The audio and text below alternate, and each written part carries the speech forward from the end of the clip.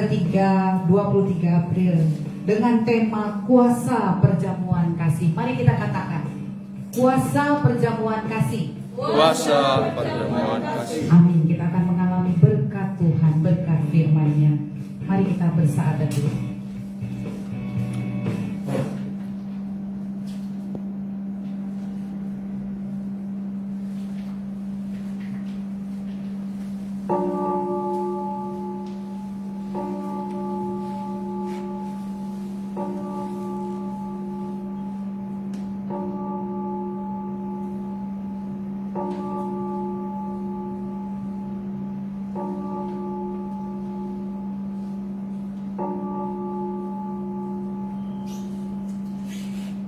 Tetapi Tuhan adalah Allah yang benar. Dialah Allah yang hidup dan Raja yang kekal. Pertolongan kepada kita adalah di dalam nama Tuhan Allah yang menciptakan langit, bumi, alam semesta, dan segala isinya. Turunlah kiranya atas kita sekalian anugerah dari Allah Bapa, Anak, dan Roh Kudus. Amin.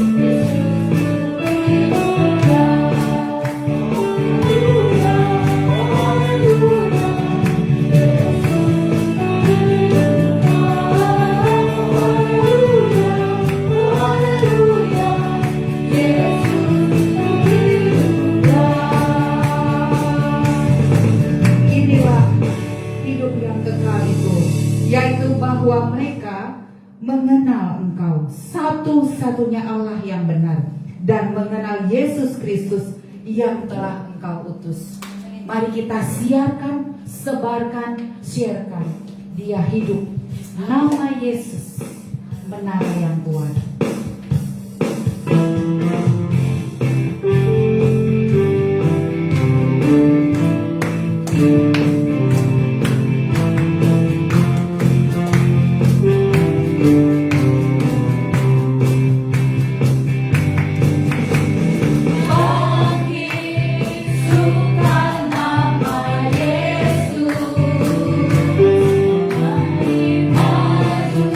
Nyatakan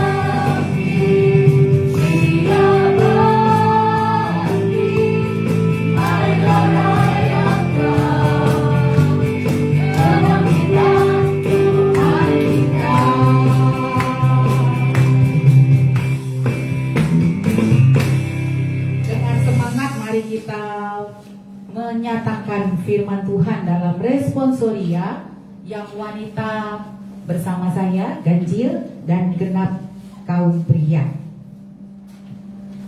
Mazmur 116, 1-4, lalu ke-12 sampai 19.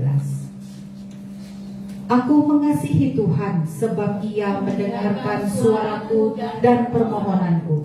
Sebab Ia menyediakan telinganya kepadaku, maka seumur hidupku aku akan berseru kepadanya. Tali-tali maut telah melilipi aku, dan kegentaran terhadap orang mati menimpa aku. Aku mengalami kesesakan dan kedukaan. Tetapi aku menyerukan nama Tuhan, ya Tuhan, luputkanlah kiranya aku. Bagaimana akan kubalas kepada Tuhan segala kebajikannya kepadaku? Aku akan mengangkat piala keselamatan dan akan menyerukan nama Tuhan. Akan membayar nasarku kepada Tuhan di depan seluruh umatnya. Berharga di mata Tuhan kematian semua orang yang dikasihinya. Ya Tuhan, aku hambamu, anak dari hambamu perempuan. Engkau telah membuka ikatan-ikatanku. Aku akan mempersembahkan korban syukur kepadamu dan akan menyerukan nama Tuhan. Akan membayar nasarku kepada Tuhan di depan seluruh umatnya. Di pelataran umat Tuhan, Di tengah-tengahmu, ya Yerusalem. Haleluya.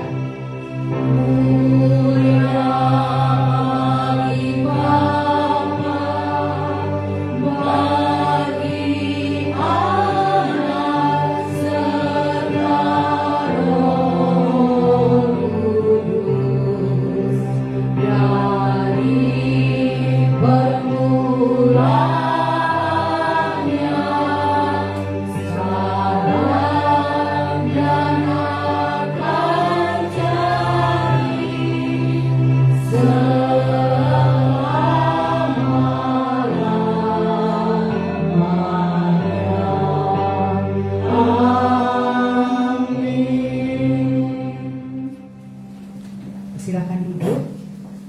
Mari kita terus memuji Tuhan supaya kita menjadi pemenang dalam segala perkara. Menang atas ketakutan, atas kekhawatiran, atas masa depan.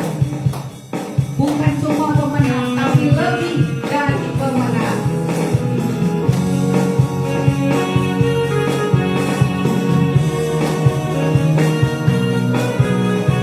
Kita akan mendengarkan firman Tuhan yang memerdekakan kita. Imani, yakinkan.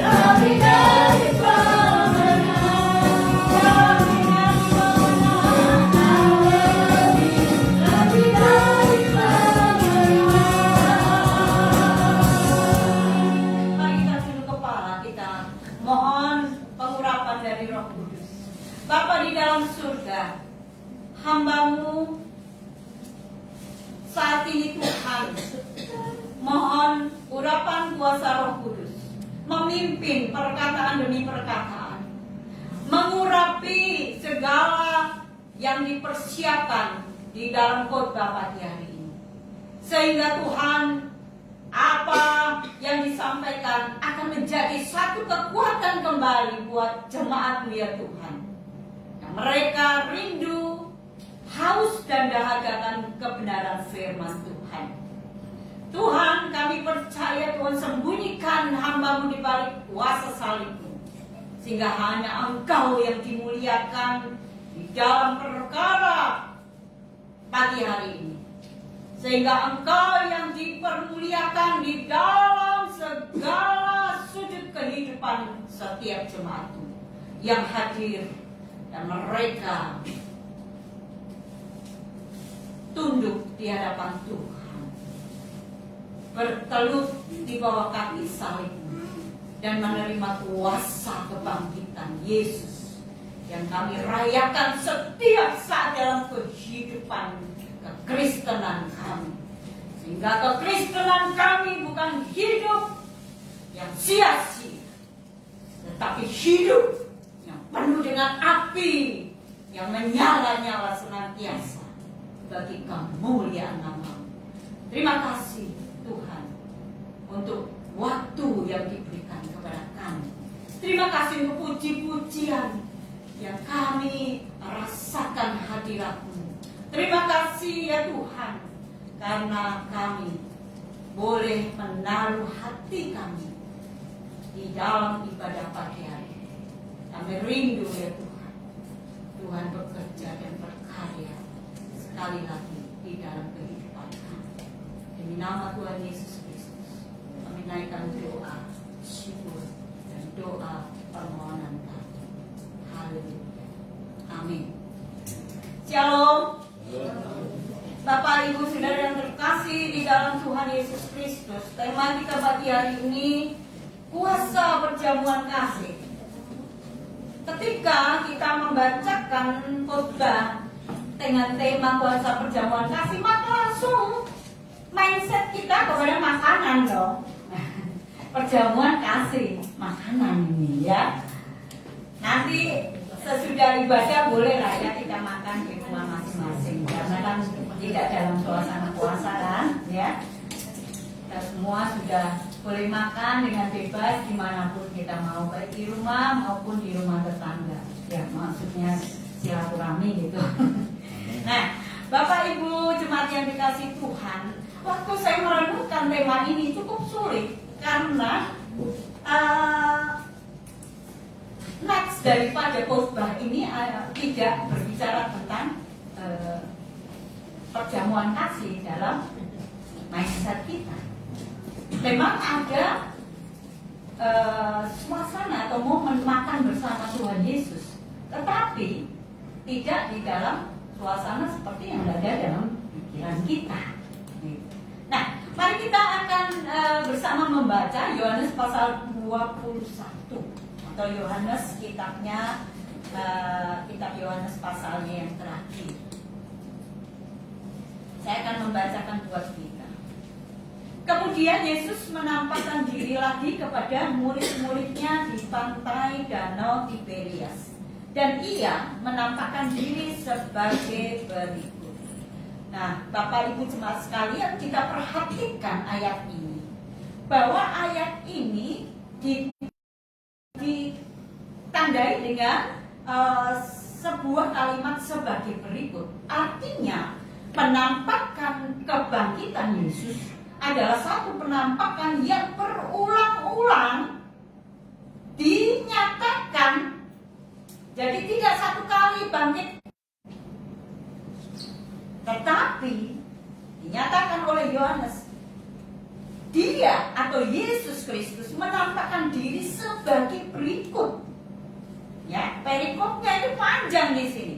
Di pantai itu berkumpul Simon Petrus, Thomas yang disebut Didimus, Nathanael dari Kana yang di Galilea, anak-anak Zebedius, dan dua orang muridnya, yang lain. Kata Simon Petrus kepada mereka, aku pergi menangkap ikan. Kata mereka kepadanya, kami pergi juga dengan engkau. Saudara sekalian, perhatikan kisah ini. Simon Petrus berkata kepada teman-teman atau rekan-rekan selama 3 tahun hidup bersama dengan Yesus Kristus. Saat ini mereka berkumpul tanpa Yesus bersama dengan mereka. Sehingga ketika Simon Petrus berkata kepada teman-temannya, dia berkata, aku pergi menangkap ikan. Itu menandakan satu hopeless, putus asa di sini. Putus asa, kenapa saya katakan begitu?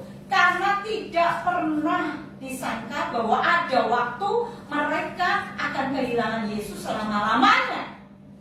Apa yang dikatakan Yesus, lupa semua mereka bahwa dia akan bangkit setelah dia mati pada hari yang ketiga akan hidup. Lupa mereka, sehingga Petrus tidak menyangka hari itu seharusnya jika dia perhatikan ayat atau diperhatikan perkataan Yesus, maka dia tidak perlu bersedih seperti ini, dan penyambutannya pun tidak akan seperti ini. Aku akan pergi menangkap ikan.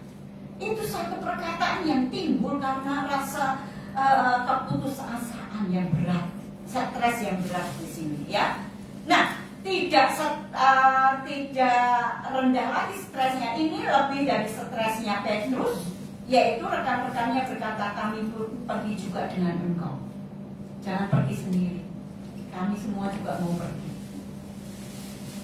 Bapak Ibu jemaat terkasih Tuhan, mereka berangkat lalu naik ke perahu, tetapi malam itu mereka tidak menangkap apa-apa. Saudara, di dalam kesedihan itu seharusnya mereka dapat ikan dong. Kenapa seolah-olah Tuhan itu jauh daripada mereka? Kenapa dalam kesedihan Tuhan tidak menghibur seolah-olah gitu? Tahu dong Tuhan, kami semua lagi sedih. Ada ikan kek sebagai penghiburan. Semalam nggak dapat ikan apapun, ya. Bahkan ikan kecil apapun yang biasa mereka dapat pun tidak sampai masuk ke jalan mereka.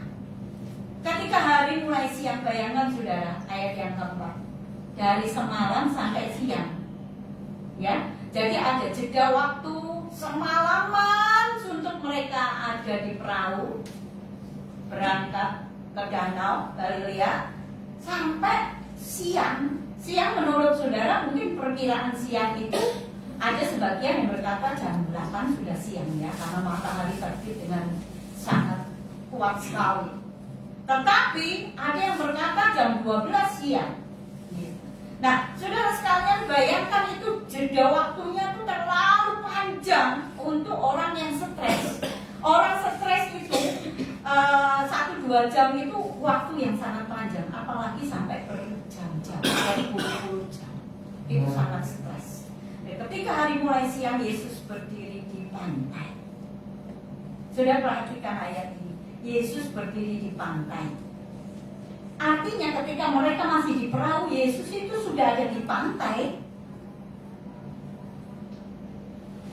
Saudara sekalian, akan tetapi saya lanjutkan, murid-murid itu tidak tahu bahwa itu adalah Yesus. Aneh kan? 3 orang makan bersama, tidur bersama, berjalan berkilo-kilometer bersama, tapi tidak kenal. Saudara, saya mau tanya, saudara nggak usah tanya jauh-jauh, tanya aja Pak Padang. Pak Padang kalau istrinya menikah sudah berapa tahun, Pak? Baru ya? Berapa? 10 bulan, belum ada 1 tahun loh, kurang 2 bulan.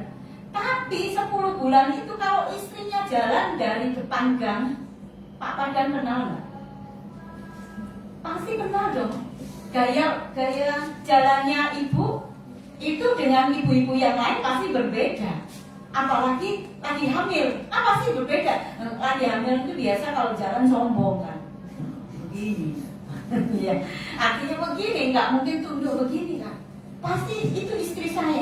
Loh, ini 3 tahun. 3 tahun itu tidak kenal Yesus yang ada di pinggir pantai. Tidak kenal. Siapa itu? Tidak tahu. Ya, saya lanjutkan. Kata Yesus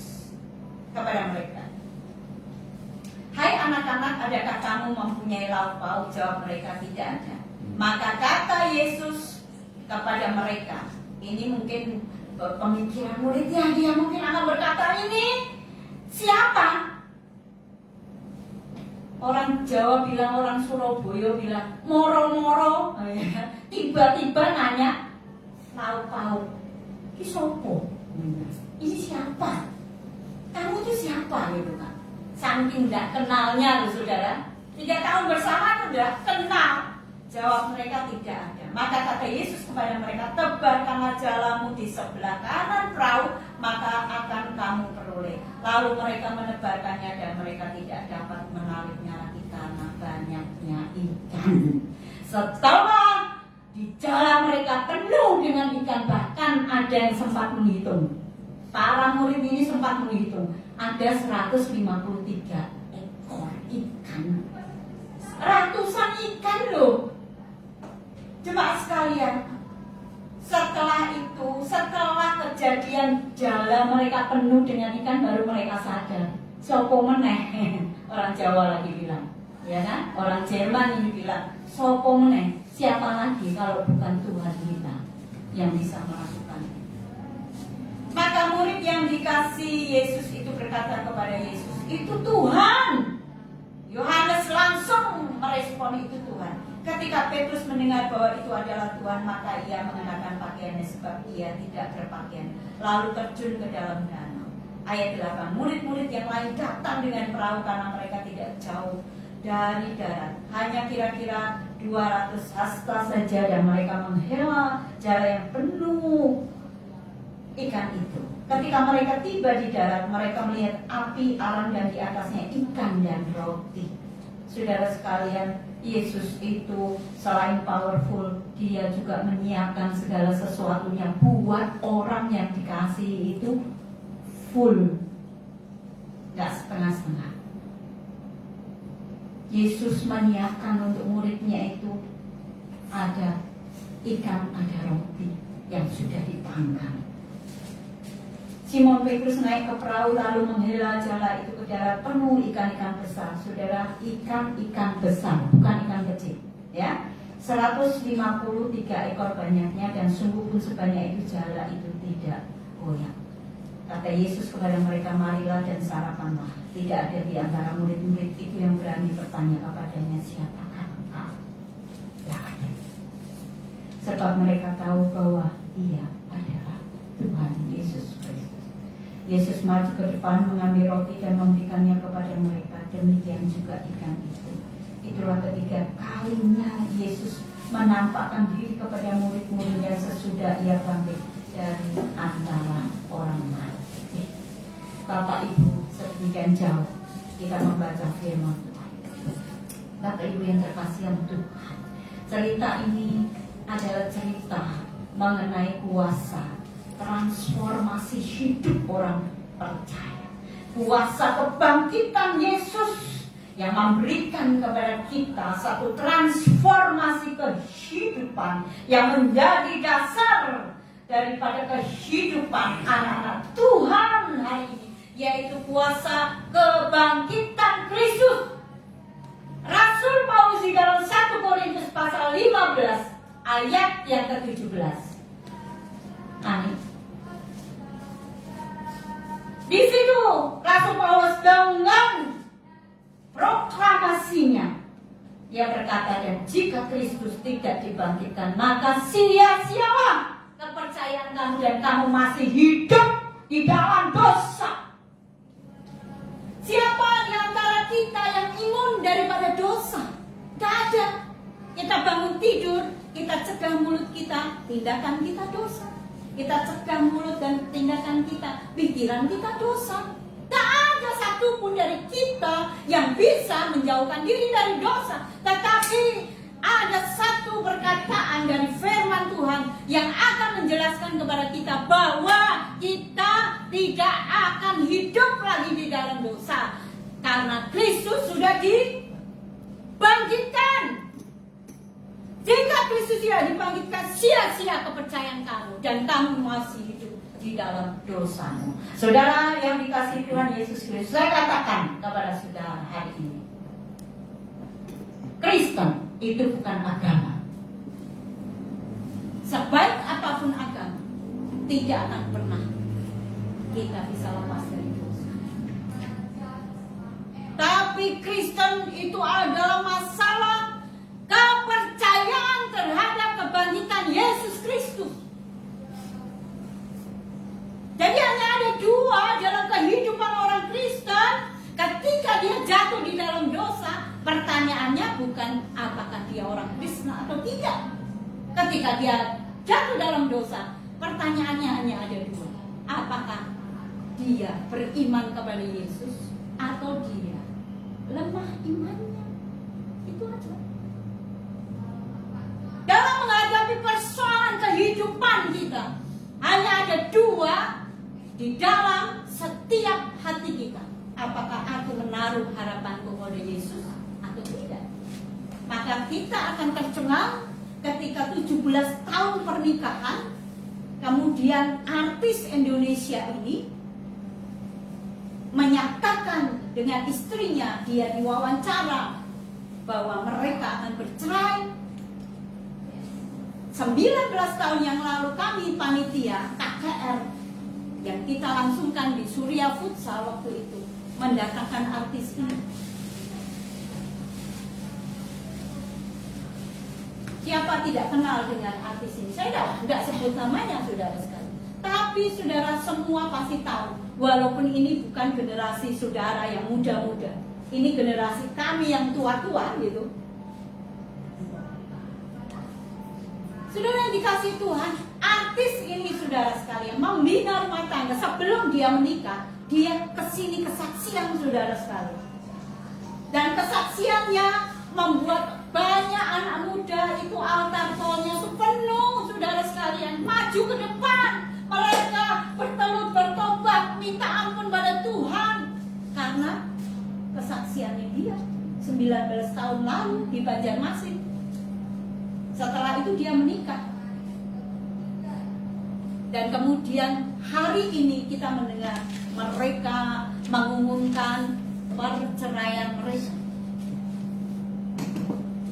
Banyak netizen itu di bawah saudara sekalian.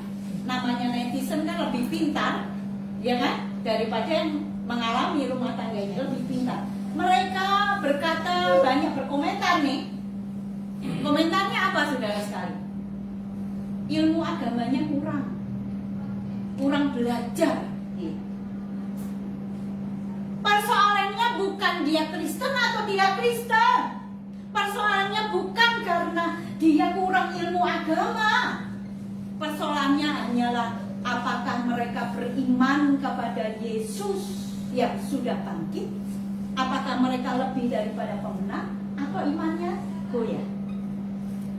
Jika iman seseorang goyah, aku kok susah ya percaya kepada Yesus yang sudah bangkit. Saudara, semua aura negatif itu datang kepada saudara dan menghancurkan iman saudara saat itu juga. Iman itu bukan masalah saudara mau atau tidak, tapi masalah keputusan. Saya berkeputusan untuk mengikut Yesus Kristus, bukan karena saya beragama Kristen. Jadi masalah di sini, kalau engkau hanya belajar agama Kristen, maka engkau akan kecewa. Karena agama kita tidak lebih baik ibadahnya daripada agama saudara-saudara kita yang lain. Saudara puasa berapa lama? Saudara kita berpuasa lebih daripada 30 hari. Saya tahu susahnya orang menyiapkan sahur, karena catering saya menyiapkan sahur buat mereka. Jam 3 harus bangun, masak untuk mereka. Susah saudara. Hidup keagamaan mereka, ibadah mereka jauh lebih baik daripada orang Kristen. Kalau engkau ikut Yesus karena engkau beragama Kristen, engkau akan kecewa. Mereka akan kecewa. Kenapa bercerai? Orang gak pernah ada isu-isu perselingkuhan dan lain-lain.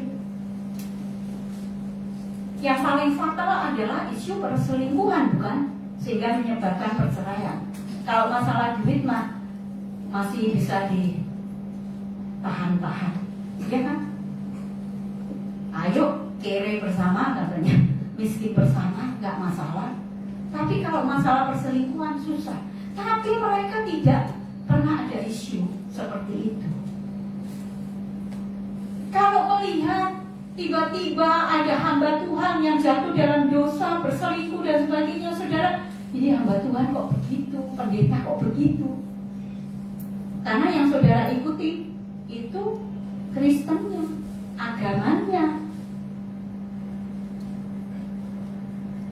Bapak Ibu Saudara sekalian yang dikasihi Tuhan, jika Kristus tidak dibangkitkan maka sia-sia. Kepercayaan kita itu sia-sia, kata Rasul Paulus. Saudara yang terkasih dalam Tuhan Yesus Kristus, ketika Yesus menampakkan diri kepada murid-muridnya, sebelumnya Dia sudah memberitahu bahwa Dia akan ada di Galilea. Setiap muridnya yang mengikut Dia pasti akan bertemu dengan Dia sesudah Dia mati, dan pada hari ketiga mereka ditunggu oleh Tuhan Yesus di Galilea. Markus pasal 16 ayat yang ke-7.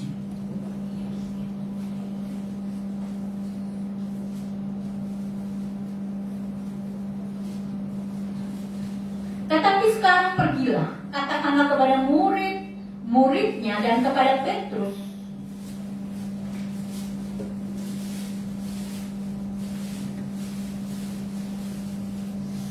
bahwa Ia mendahului kamu ke Galilea. Di sana kamu akan melihat Dia seperti yang sudah dikatakannya kepada kamu. Bapak Ibu Saudara sekalian di dalam Tuhan, malaikat berkata kepada muridnya yang datang ke kubur Yesus yang terbuka. Di situ malaikat berkata, Ia mendahului kamu ke Galilea. Di sana kamu akan melihat Dia seperti yang sudah dikatakannya kepada kamu. Yesus sudah berkata bahwa Dia akan menunggu di Galilea. Pertanyaannya adalah, kapan Yesus ngomong begitu? Ya, ini perkataan malaikat kepada murid-murid yang datang ke kubur yang kosong, khususnya para perempuan yang begitu bersedih karena mereka merempahi mayat Yesus, dan mereka akan melihat bagaimana Yesus yang mereka kagumi dan mereka jadikan sebagai tolak ukur dalam kehidupan mereka sudah mati, terbaring mati, mayatnya ada di dalam situ. Tetapi malaikat berkata, nggak ada, kamu nggak akan ketemu Dia karena Dia ada di Galilea mendahului kamu. Di sana kamu akan melihat Dia seperti yang sudah dikatakannya. Kapan Yesus berkata? Kok nggak ada satupun dari ke-12 murid itu yang ingat bahwa Yesus pernah berkata? Markus pasal 14 ayat 28. Bahwa sebelumnya Yesus berkata, akan tetapi sesudah aku bangkit, aku akan mendahului kamu ke Galilea. Mereka lupa. Karena apa? Karena beban hidup mereka, kesedihan mereka, stres mereka lebih dominan daripada penghiburan dari firman Tuhan. Allah itu roh dan firman. Nah, ketika Dia berfirman, itulah Dia. Makanya tidak bisa menyangkal firman Tuhan. Dia tidak bisa menyangkal dirinya sendiri, karena Dia adalah firman yang hidup. Nah, Dia berkata, aku akan mendahului kamu ke Galilea. Yang harus dilakukan itu hanya iman. Muridnya tidak ingat karena apa? Karena dia tidak beriman kepada pribadi Yesus. Mereka hanya beriman kepada sosok nabi, sosok guru, tetapi tidak pernah beriman kepada pribadi.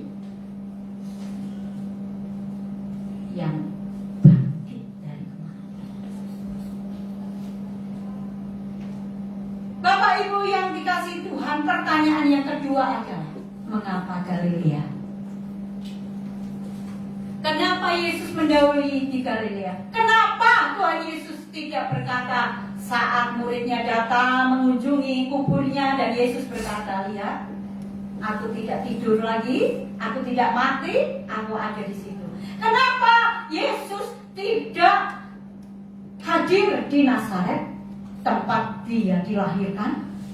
Bukankah itu fenomenal sekali ketika dia datang dengan perantaraan bintang khusus, maka orang menemukan dia ada di mana?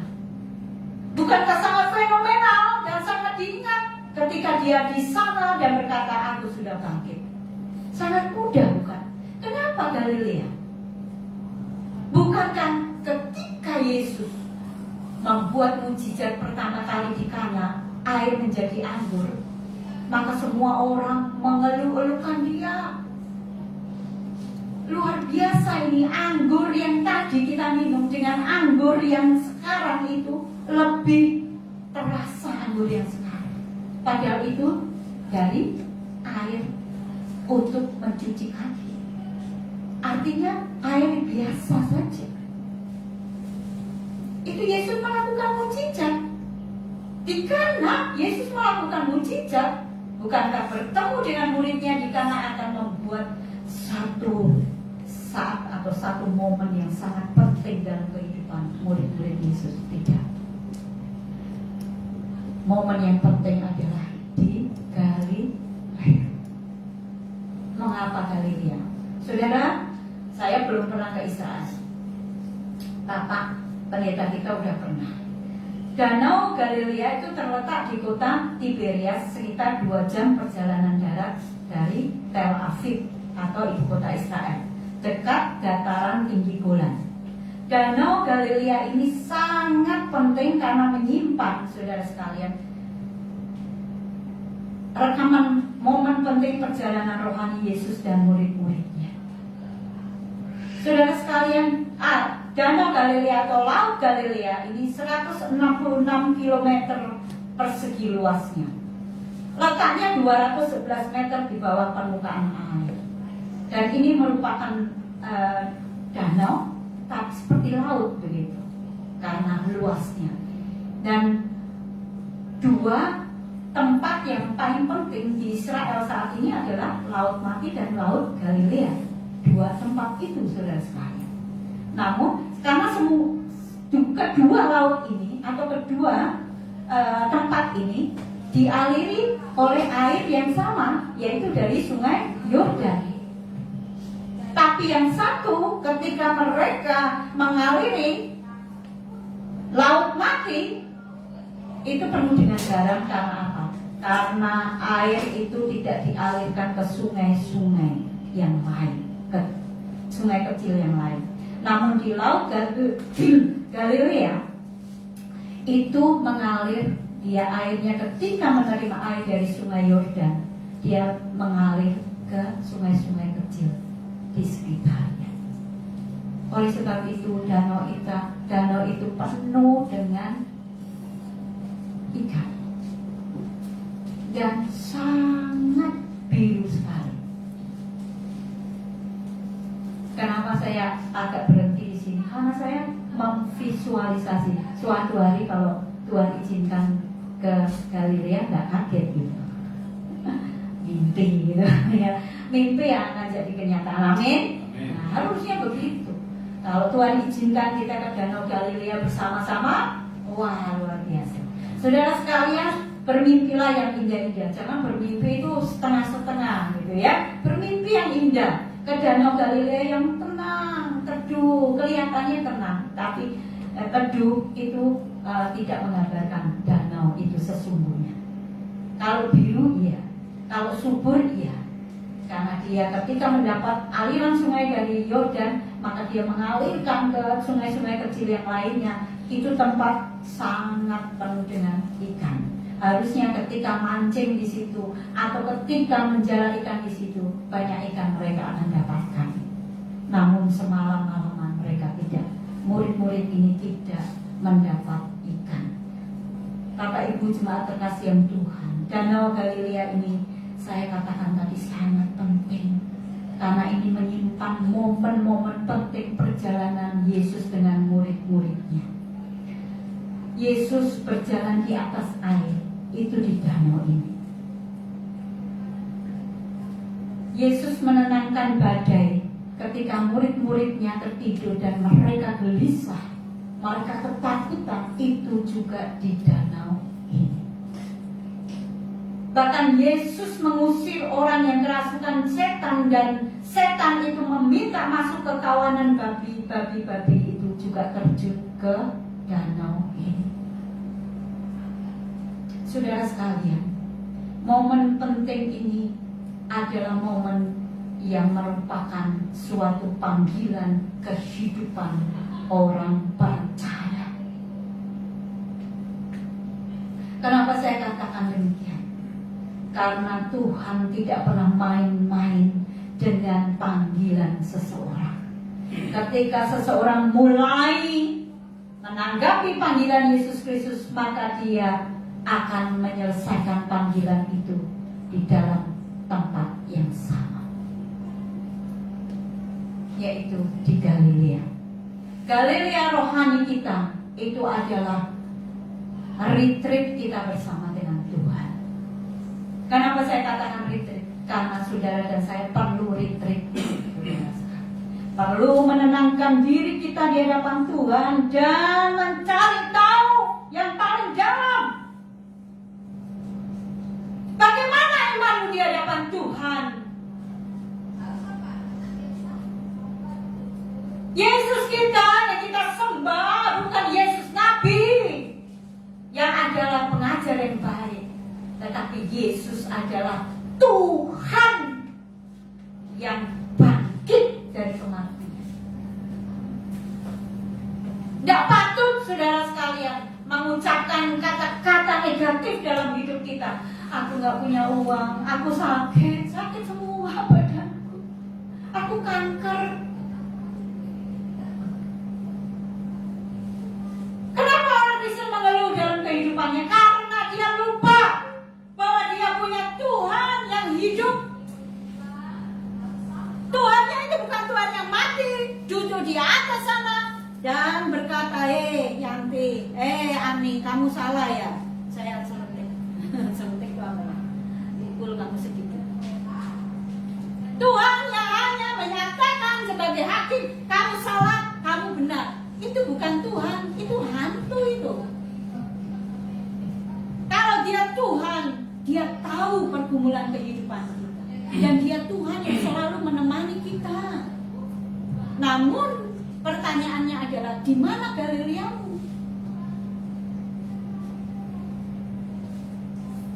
Pertama kita dipanggil itu di Galilea, itu Galilea rohani kita. Kita akan pulang dalam akhir kehidupan kita, harus di Galilea rohani kita juga. Namun saudara jangan lupa, panggilan hidup kita itu adalah panggilan yang penting sekali, saudara sekalian. Karena itu menyatakan loyalitas kehidupan kita bersama dengan Tuhan. Saudara, kalau percaya Yesus, percayalah dengan loyalitas hidupmu. Jangan mau diganggu. Ada orang datang kepadamu, ayo ikut aku lebih hebat daripada gerejamu, aku lebih hebat daripada pengajaranmu. Masa pengajaranmu tampar pipi kiri, berikan pipi kanan? Itu ajaran apa? Kan rugi kita. Ajaran kita itu lebih bagus daripada ajaranmu. Karena saudara tidak loyal, saudara tidak tahu Galilea saudara ikut aja. Saudara ke gereja A hari ini, saudara bisa ke gereja B besok pagi, saudara bisa ke gereja C hari berikutnya. Saudara, ini saya mau tanya, loyalitas kita itu di mana?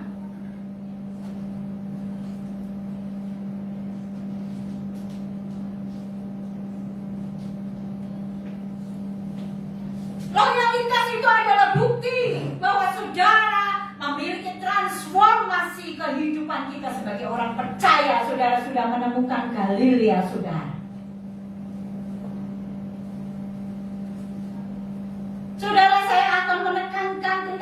realitas ini sebagai bagian yang penting dalam bergereja, saudara.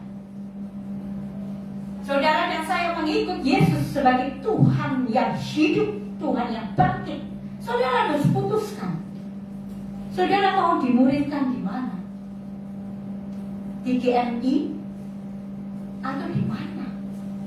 Jangan saudara satu kaki di satu perahu, satu kaki di perahu yang lain. Itu akan mencelakakan diri kita sendiri. Kalau kita belajar firman Tuhan, belajar benar-benar. Jangan belajar itu setengah-setengah. Belajarlah dengan hati yang berserah kepada Tuhan dan berkata kepada hidupmu, Tuhan, aku sudah di sini. Di sini Galileaku, Tuhan. Di sinilah transformasi kehidupanku terjadi.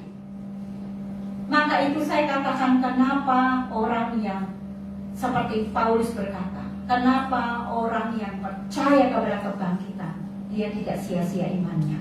Karena apa? Karena, saudara tahu? Karena apa? Karena dia tidak hidup di dalam dosa lagi. Artinya begini, saudara. Saudara hari ini orang yang pemarah, tiba-tiba keluarga saudara berkata, kok beda ya? Kok beda kamu? Kemarin kamu masih pemarah, hari ini kamu lemah lembut sekali. Itu transformasi, saudara. Tidak mungkin orang pemarah kemudian jadi lemah lembut itu tanpa kuasa daripada kebangkitan. Tidak mungkin. Ketika engkau menjadi orang Kristen, engkau menjadi orang Kristen yang berubah di dalam pemikiranmu tentang masa depan hidupmu. Itu transformasi. Saya tidak memandang kehidupan itu sebagai sempit. Dalam perspektif yang sempit, sudah berkata, mau apa lagi? Udah takdir. Miskin ya miskin aja. Bodoh ya bodoh aja. Loh, ini manusia atau apa? Ya kan? Saudara kalau bodoh, jangan terus bilang bodoh pada dirimu. Pintar, karena itu transformasi. Suatu hari aku harus bisa. Jangan berkata, kalau orang semua bisa, kenapa aku enggak? Itu motivasi sementara. Tetapi motivasimu yang paling penting adalah, aku hari ini tidak bisa, tapi besok aku harus bisa. Itu, saudara. Dan ini penting sekali, saudara sekalian, tentang transformasi sebagai satu bagian daripada loyalitas keputusan hidup kita. Itu tidak dikerjakan oleh kita pribadi, tetapi oleh kebangkitan, kuasa kebangkitan Yesus Kristus. Dan itu dimulai dari Galilea saudara. Galilea saudara dan Galilea saya masing-masing berbeda. Kalau saudara tidak menemukan titik temu momen bersama Tuhan Yesus dalam kehidupanmu, maka engkau tidak akan pernah bisa hidup yang berat. Seperti dikatakan pada murid-muridnya, sesudah aku bangkit pada hari yang ketiga, setelah aku mati, aku akan mendahului kamu ke Galilea. Mengapa Galilea? Karena Tuhan akan mengubah kehidupan kita. Siapapun saudara hari ini, saudara akan menjadi, what mean you to be? Saudara akan menjadi apa? Itu karena iman saudara kepada orang yang menanti saudara di Galilea. Dia sudah ada di sana. Dan dia menyiapkan roti dan ikan buat kita makan. Bapak Ibu jemaat yang terkasih dalam Tuhan Yesus, jika Galilea ini menjadi salah satu daripada tempat atau momen yang penting dalam perjalanan rohani kita, maka Galilea itu akan menutup kehidupan kita untuk memuliakan Tuhan. Saudara, yang saya takutkan itu satu dalam hidup saya. ketika saya mati, saya sedang apa? Banyak saya saksikan hamba Tuhan, waktu berkhotbah dia meninggal, jatuh dan meninggal tiba-tiba. Itu menurut saya luar biasa. Tuhan, keinginan saya seperti itu. Jangan saat saya marah-marah, saya kemudian gitu ya, sakit jantung, mati, lagi marah. Saya lagi berbuat sesuatu yang mungkin berdosa. Kemudian Tuhan panggil saya. Itu yang paling saya takutkan dalam hidup saya. Tapi satu, saudara sekalian, yang saudara bisa pegang dari iman saudara, bahwa Tuhan Yesus sudah mendahului kami sekalian di Galilea. Mari kita mencari Galilea kita. Jangan hidup di dalam stres, tekanan hidup kita. Lepaskan diri. Kalau murid-muridnya hanya bersandarkan kepada ayo kita berangkat menangkap ikan, terus begitu hidupnya, maka dia tidak akan mengalami transformasi. Dia tidak akan mengalami melihat bahwa ada 153 ikan yang mereka tangkap, dan itu dikatakan ikan yang besar-besar, jalannya tidak koyak. Dan itu pernah dikatakan oleh murid-muridnya saat Simon Petrus pertama kali, saudara sekalian. Lukas pasal 5 ayat 1-11. Nah, saya fokus kepada perkataan Kristus kepada Simon Petrus di dalam ayat yang ke-10b. Jangan takut, mulai dari sekarang engkau akan menjala manusia. Ini adalah peristiwa pertama kali Yesus memanggil murid-muridnya di danau yang sama, yaitu di Danau Tiberias atau Danau Galilea. Danau Tiberias, Danau Genesaret, Danau Galilea itu danau yang sama, saudara sekalian. Disebut sebagai Danau Genesaret atau sebutan di dalam bahasa Ibrani-nya adalah Kinor atau Kineret. Karena apa? Karena danau itu mirip sekali dengan instrumen musik tradisional Israel, yaitu harpa. Mirip sekali bentuknya seperti harpa, danau itu. Maka itu disebut sebagai Danau Kineret atau Genesaret. Saudara sekalian, di danau ini pertama kali Yesus memanggil Simon Petrus, dan Simon Petrus melihat dan menyaksikan jalannya penuh dengan ikan. Sampai gak sempat ngitung, Simon Petrus bertelut di hadapan Tuhan dan berkata, Tuhan, jangan Tuhan, pergi dari aku Tuhan, karena aku orang berdosa. Dia merasa tidak layak mengikut Yesus. Tetapi Yesus berkata, mulai dari sekarang engkau akan menjala manusia. Itulah panggilan orang percaya, saudara sekalian. Saudara pikir hidup saudara itu hanya kuliah, kerja, karir, cari uang, berumah tangga, dan seterusnya. Tidak. Di dalam kehidupan perjalanan hidup seperti itu, engkau menemukan arti daripada perjalanan itu, yaitu menjadi penjala manusia. Kalau engkau hanya menjadi penjala ikan, ya seterusnya engkau akan seperti itu. Sesukses apapun engkau tidak akan pernah menemukan kepuasan di dalam dirimu. Karena apa? Kepuasanmu hanyalah ketika engkau menanggapi panggilan daripada Tuhan Yesus. Di danau ini, Tuhan Yesus pertama kali memanggil murid-muridnya untuk mengikut Yesus. Saudara tahu, jatuh bangunnya muridnya, semuanya saudara, bahkan murid yang dikasihi Tuhan pun, dia bisa jatuh bangun imannya. Tetapi ketika mereka menyaksikan kebangkitan Yesus, tidak ada satu pun muridnya yang jatuh lagi di dalam penyangkalan imannya kepada Tuhan.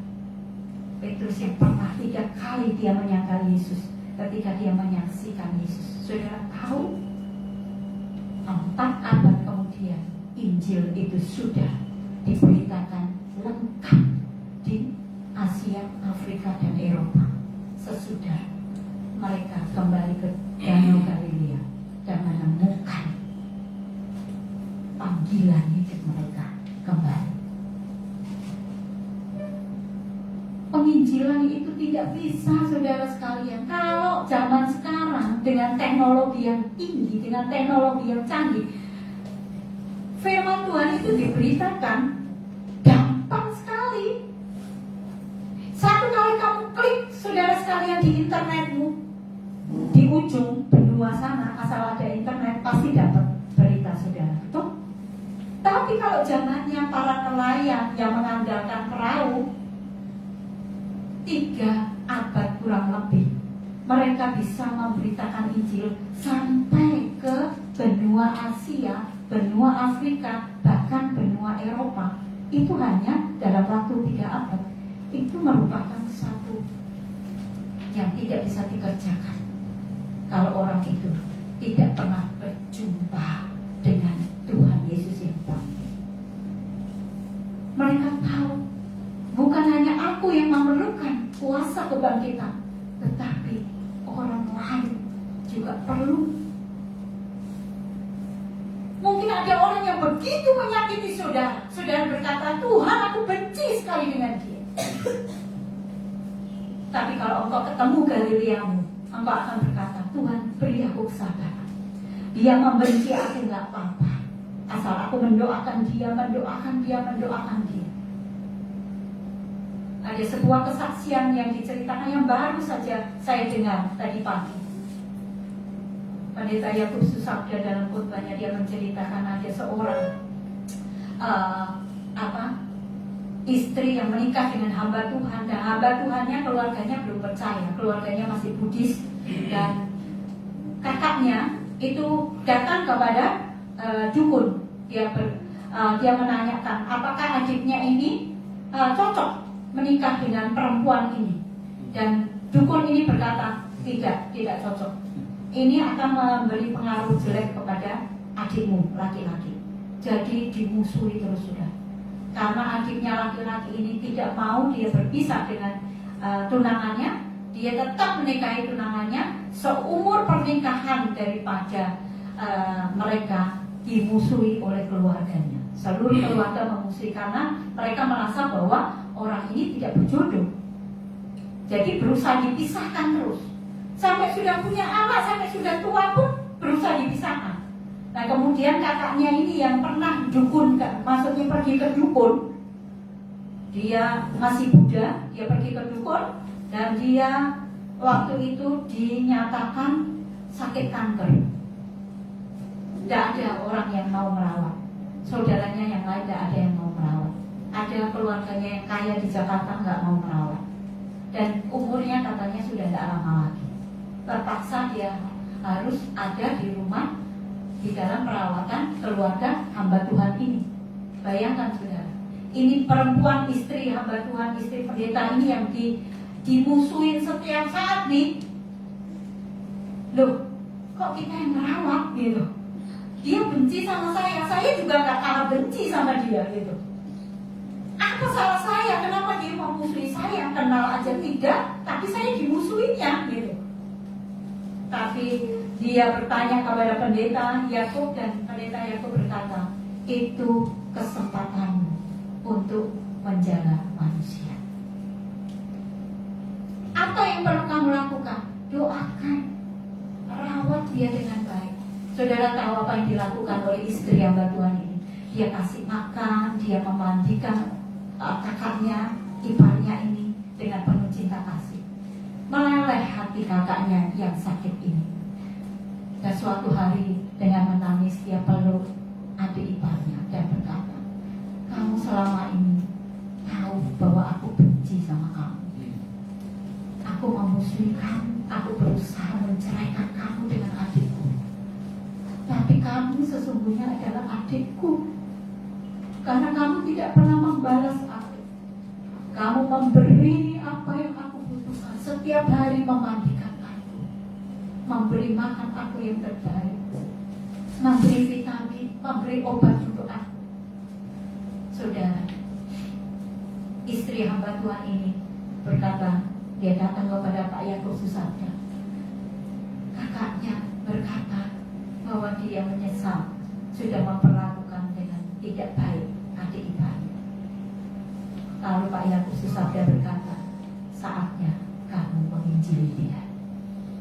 Saudara, itulah arti menjadi penjala manusia.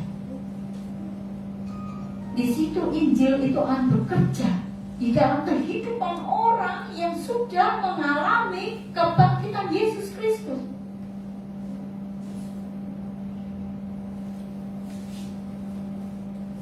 Bagaimana kalau saudara membalas kejahatan dengan kejahatan? Kapan selesainya saudara sekalian dunia ini? Kita tidak bisa membalas kejahatan dengan kejahatan. Kita diminta Tuhan untuk membalas kejahatan dengan kebaikan. Dan saat itulah Injil bekerja di hatinya. Dia terima Tuhan Yesus dan mati sebagai orang percaya. Saudara yang dikasihi Tuhan, kalau engkau dan saya mau dipakai oleh Tuhan menjadi penjala manusia, maka temukan lebih dahulu Galilea. Maka itu ketika ayat 15 sampai ayat 19 dikatakan di dalam Yohanes pasal 21, Yesus bertanya kepada Simon Petrus, Simon anak Yohanes, apakah engkau mengasihi aku lebih daripada mereka ini?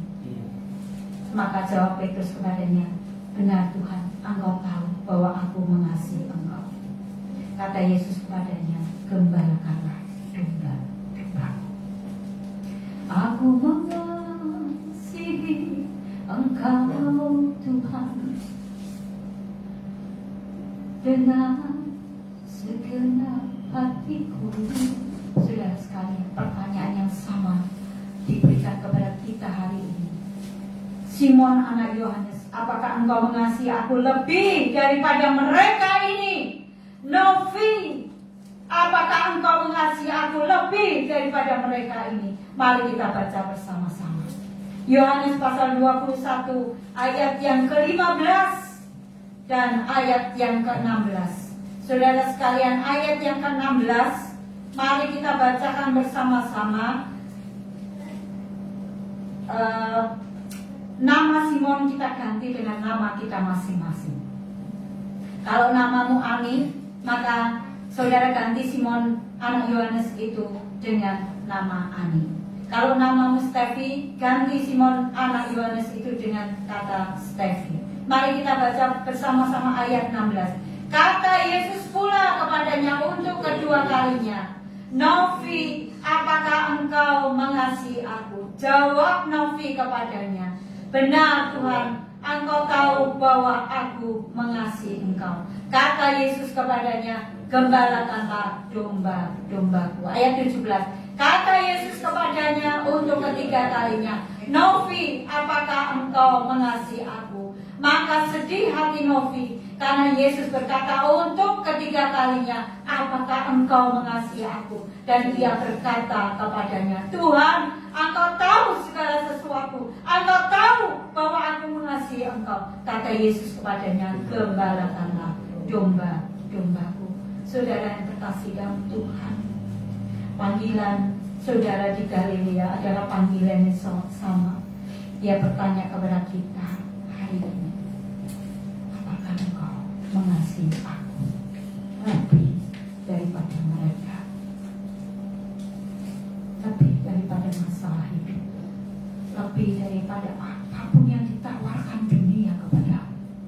Apakah engkau mengasihi aku lebih daripada pasangan hidupmu, lebih daripada suami atau istrimu, lebih daripada orang tua kepada anak atau anak kepada orang tua? Apa jawabmu, saudara? Benar Tuhan, aku mengasihi engkau lebih daripada mereka, lebih daripada aku mengasihi mereka. Maka Yesus berkata, dan inilah Galileamu yang sesungguhnya. Yesus berkata, gembalakanlah domba-dombaku. Mari kita tunduk kepala. Kita bersatu di hadapan Tuhan.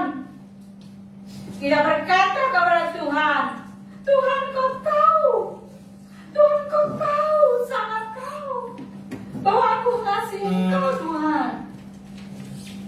Maka Tuhan berkata mereka gembalakanlah domba-dombaku. Siapa yang akan memberitahu mereka bahwa mereka butuh Tuhan Yesus, saudara? Kalau bukan engkau dan saya. Siapa yang memberitahu mereka bahwa ada Tuhan yang menjadi pengharapan orang-orang saat ini? Pengharapan kekal, hidup yang kekal, hidup yang tidak mengalami kematian yang kedua. Hanya Yesus Kristus. Kristen bukan agama. Kristen adalah Yesus yang sudah bangkit dari antara orang mati. Apakah Yesus segala-galanya bagimu, saudara? Mari kita menanggapi pertanyaan Yesus buat saudara dalam hati saudara masing-masing. Apapun yang saudara alami hari ini, bukan Yesus tidak peduli, bukan Yesus tidak mau tahu, tapi Yesus ingin engkau tahu. Dia sangat mengasihimu. Dia mendahuluimu ke Galilea, dan dia ada di sana menunggu engkau dan saya.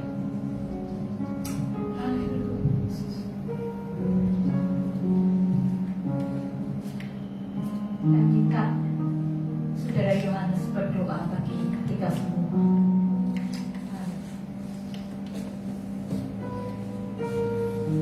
Berdoa untuk firman Tuhan.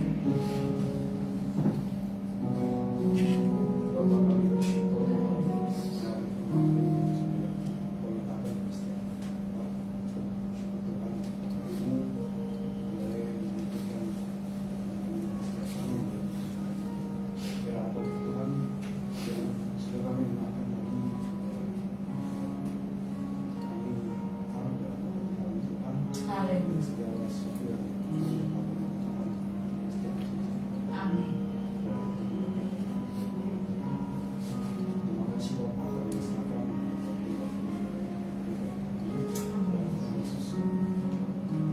Amin.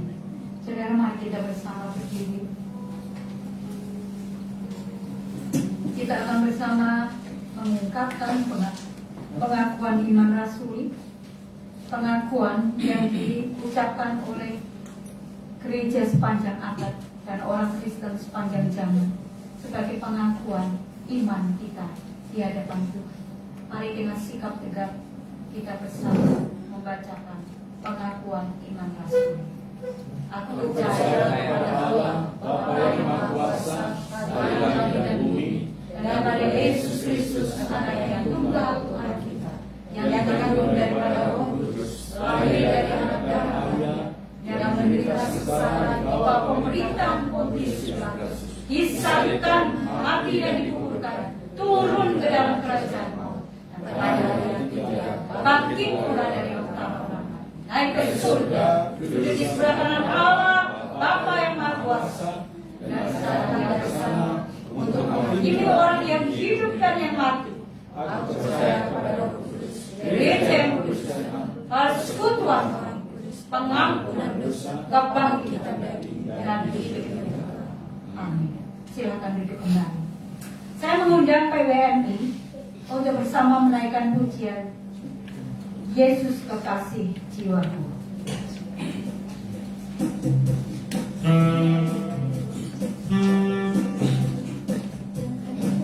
Semangat. Ibu Moni, di sana maju. Bisa.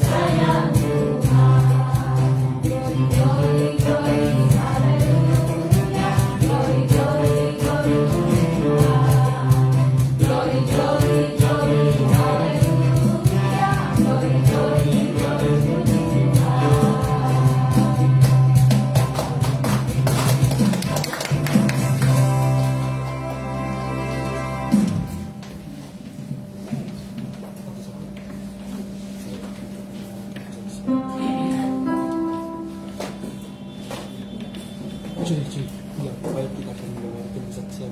Baik kita akan mendengarkan kesaksian dari ini kasih.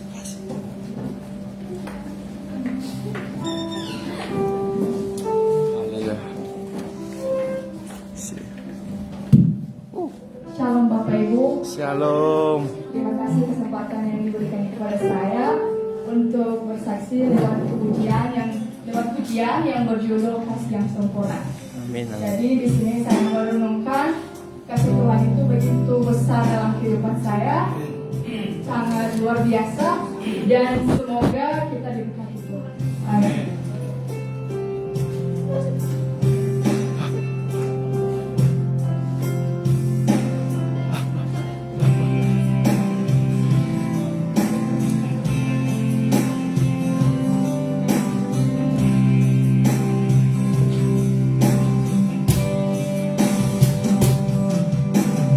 Kasih yang sempurna telah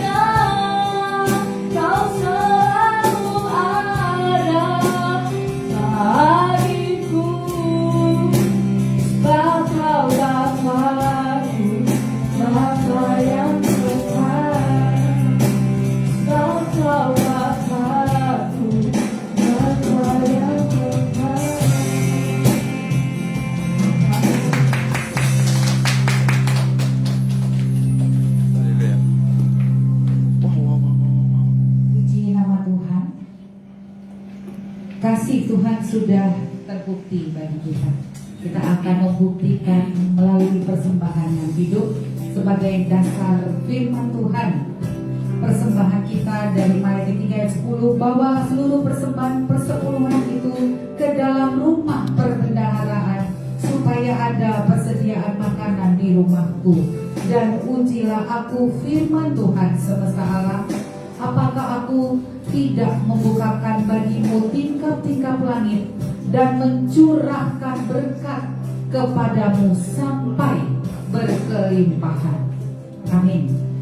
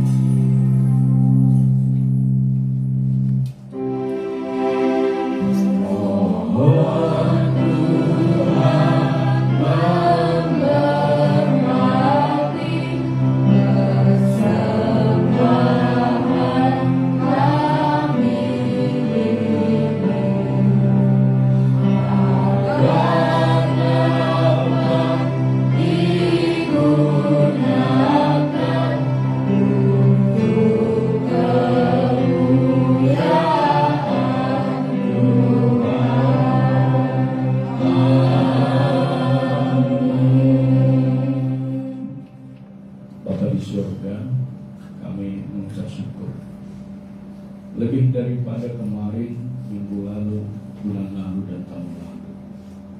Sebab kami telah berjumpa dengan Engkau Sang Firman, yang adalah roh dan kebenaran, melalui puji-pujian dan juga doa serta terutama melalui firman yang disampaikan hamba. Kami sungguh diberkati bahwa kami menemukan Engkau yang bangkit bukan karena melihat dengan mata, tetapi karena melihat dengan hati, sebab di sanalah Engkau meteraikan iman kami. Sebab kami telah terlihat secara nyata bahwa kami telah mengalami kebangunan rohani melalui ibadah ini. Terima kasih Bapak. Kami mengucap syukur untuk jemaat-Mu. Engkau memberkati satu demi satu. Terutama berdoa untuk PWMI, PWMI, P3MI dan sekolah minggu, pengurus, bahkan juga anggota. Terutama kami berdoa menyerahkan ke dalam tangan kuasa Tuhan untuk pengadaan lahan dan pembangunan gereja. Berkati panitia yang sudah dibentuk, programnya, dan kerinduan kami untuk membeli lahan dan juga 1 unit rumah tua di Gang Kalimantan 2 Ujung. Tuhan berkatilah kerinduan kami ini Bapa, supaya di sana ditegakkan kerajaan-Mu tempat kami bersekutu dan berkumpul. Kami tahu Bapa bahwa banyak dana dibutuhkan, tetapi kami percaya Engkau telah mencukupkan bagi kami semua dengan iman yang teguh kuat, bergotong royong bersama dengan banyak orang dan juga banyak lembaga dan terutama dari kantor pusat TNI. Kami menyerahkan ke dalam tangan kuasa-Mu Tuhan untuk saudara kami yang sedang sakit, untuk saudari kami Mela Serina Tambunan yang sedang di rumah sakit idaman. Kemarin pagi masuk rumah sakit dan kami berdoa Tuhan lawat, Tuhan tolong dan pulihkan, sembuhkan dalam nama Yesus. Tenaga medis dan segala yang dibutuhkan Engkau campur tangan memakai sebagai alat untuk sarana kesembuhan. Juga Yohanes, kaki kirinya kami berdoa kakinya supaya sembuh, pemulihan dari beberapa waktu yang lalu luka. Juga Matthew Manuel, Daniel Valerino, dan juga sedang kemoterapi. Kami berdoa untuk Ibu Meiti, Ibu Sarah Cinhel untuk pengeroposan tulangnya agar Tuhan sembuhkan juga perut dan juga dia tetap kuat dan dalam Tuhan serta Ibu. Kami berdoa menyerahkan Lip Ihwa, Tuhan juga berikan pertolongan kesembuhan supaya dia kuat dan terus mengalami terobosan dalam iman dan menjadi berkat. Kami berdoa untuk pemulihan kesehatan saudara kami Alvin, Ibu Moni, Bapak Didi Wijaya, Ibu Libiwa, dan juga Bapak Suwanto serta Mama Suri yang ada di Nias. Tuhan lawat. Terima kasih Bapak untuk pertolongan dan kuasa Tuhan untuk membuat kami semua mengalami pemulihan. Dan saat ini secara khusus kami berdoa menyerahkan persembahan yang kami kumpulkan, baik untuk kas gereja maupun juga untuk persembahan ke depan untuk pemeliharaan harta benda gereja. Tuhan memberkati. Bapa di surga, kami menyerahkan persembahan ini menjadi hormat dan kemuliaan bagi Tuhan. Juga yang mempersembahkan persembahan perseperuhan atau janji iman, ucapan syukur mereka berkati ya Tuhan. Kami sungguh mengucap syukur kesetiaan jemaat kepada Engkau yang didemonstrasikan dengan mereka menyisihkan apa yang patut bagimu Tuhan melalui persembahan-persembahan mereka. Secara khusus saudara kami untuk Amos Pitlai, Engkau tahu dia sekarang sedang masuk semester 10 dan sedang dalam proses skripsi.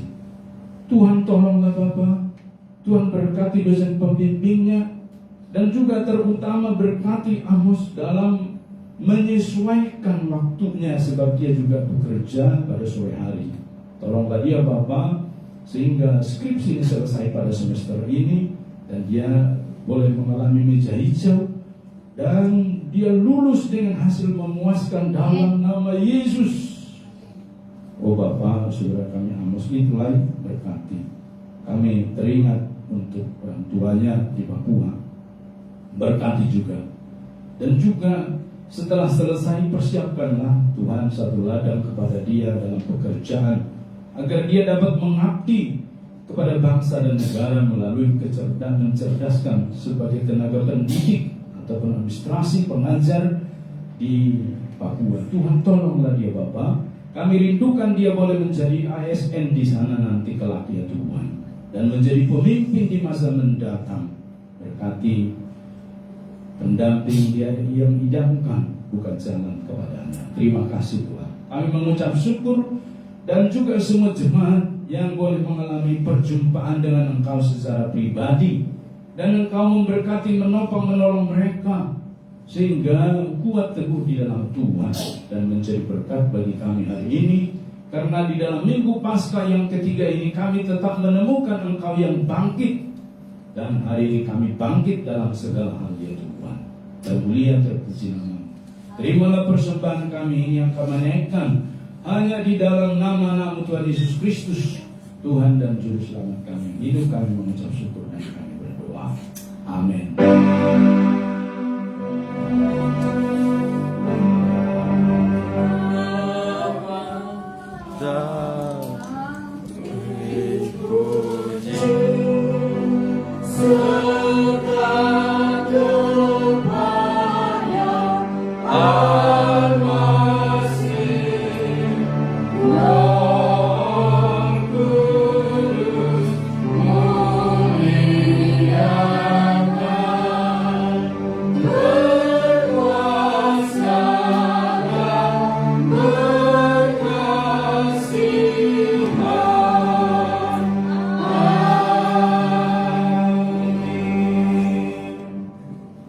Jemaat yang mengasihi Tuhan, arahkanlah hatimu dan terimalah berkatnya. Tuhan memberkati engkau dan melindungi engkau.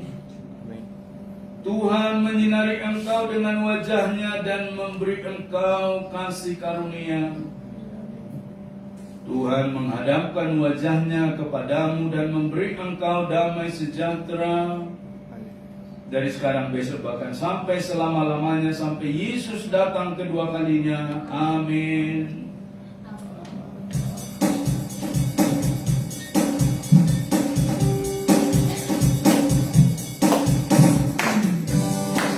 Bumi beri kuasa dari Raja mulia, karuniakan kuasa Tuhan dunia.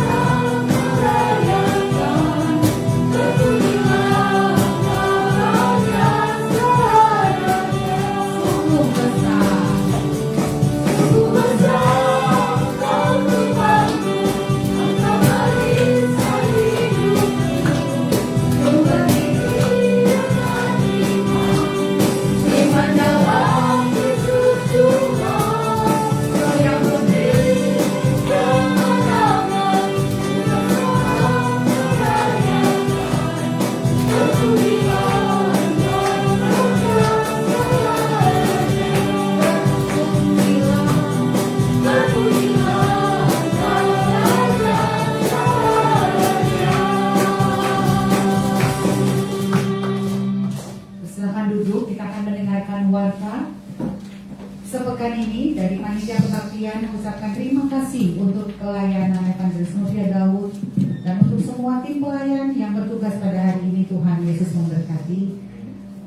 Terima kasih juga untuk persembahan konsumsi dari Ibu Iwa. Tuhan Yesus memberkati.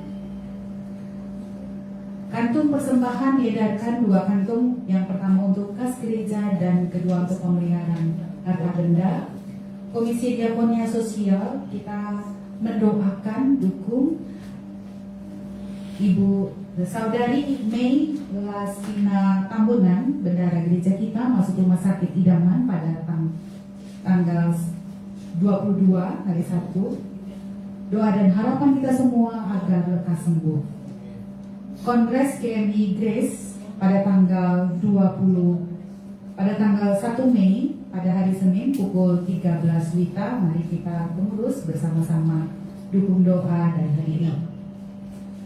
Komisi Keanggotaan dan Evangelisasi mengucapkan selamat ulang tahun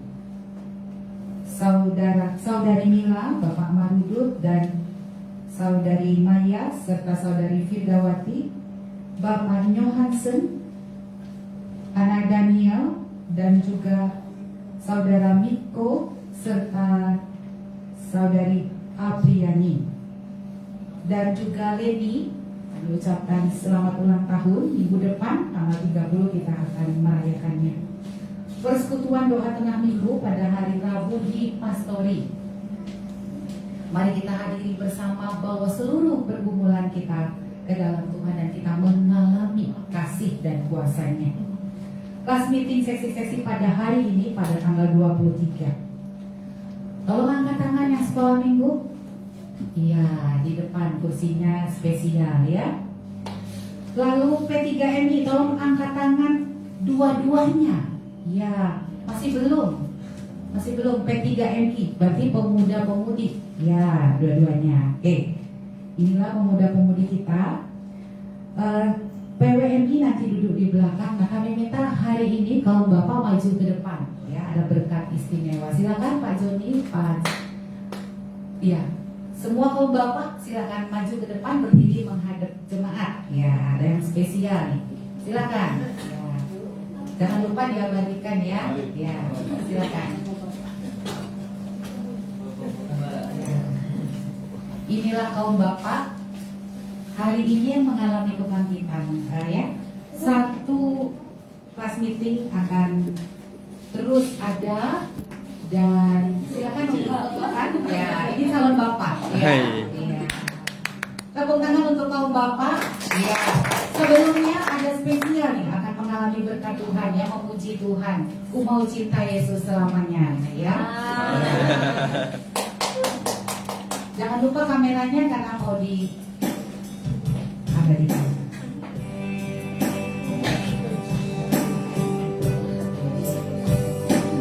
Kaum bapak akan kelas meeting di depan saya sebelah kiri, ya, langsung duduk di sebelah kiri.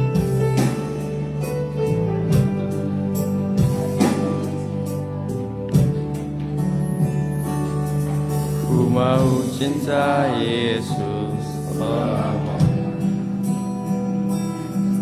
Ku mau cinta Yesus selamanya. Meskipun badai silih berganti dalam hidupku, ku tetap cinta Yesus selamanya.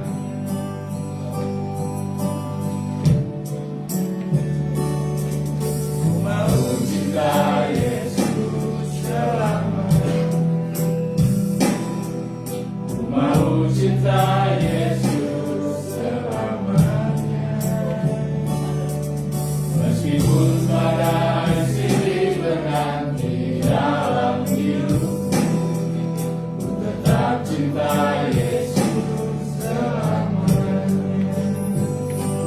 Jahatlah Bapa, ini aku anakmu, layakanlah seluruh hidupku. Jahatlah Bapa, ini aku anakmu, pakailah sesuai dengan rencanamu. Pakailah sesuai dengan rencanamu.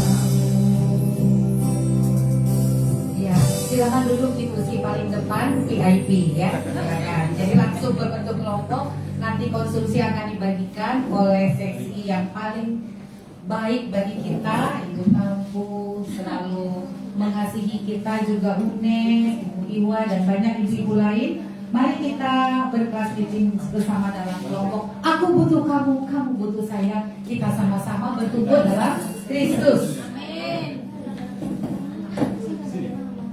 P3MI beritanya di kelas meeting dan hari Sabtu dapat kita baca di warta dan di LCD. Lalu berita pelayan Tuhan dan juga persembahan dapat kita baca. Tuhan Yesus memberkati. Amin. Silakan bergabung langsung bentuk ke belakang ya. P3MI di sini. Oh, di situ. Yang ini oleh di situ juga bisa. Ya. 哎 Boleh sambil minum dulu. iya, beli. Iya.